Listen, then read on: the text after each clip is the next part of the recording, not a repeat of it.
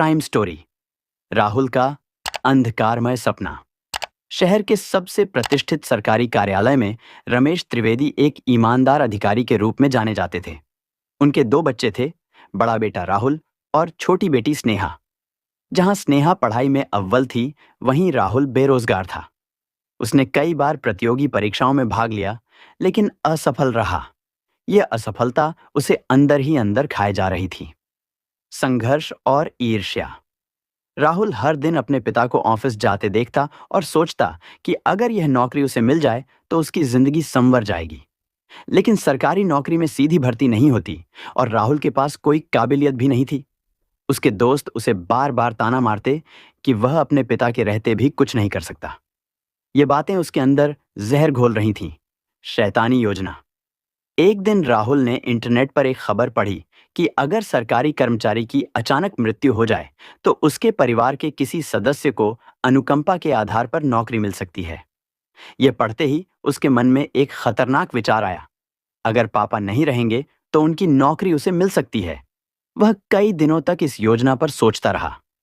आखिरकार उसने अपने पिता को रास्ते से हटाने का फैसला कर लिया।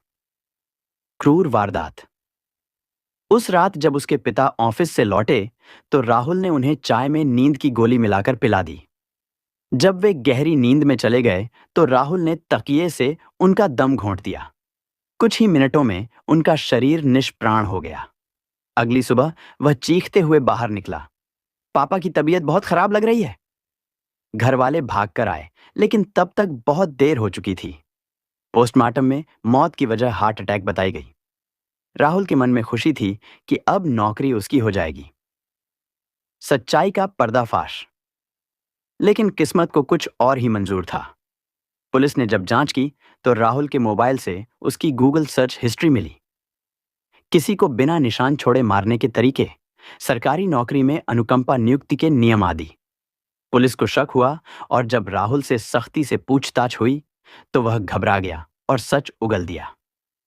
अंजाम। राहुल को गिरफ्तार कर लिया गया। कोर्ट में जब उसकी बहन ने गवाही दी तो उसकी आंखों में आंसू थे।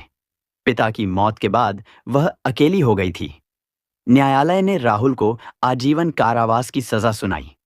अब वह सरकारी नौकरी का सपना लिए जेल की सलाखों के पीछे बैठा था, जहां उसे एहसास हो रहा था कि जल्दबाजी और लालच ने उसकी जिंदगी को बर्बाद कर दिया। कभी-कभी गलत रास्ते पर चलकर हम अपने ही अंधकार में खो जाते हैं।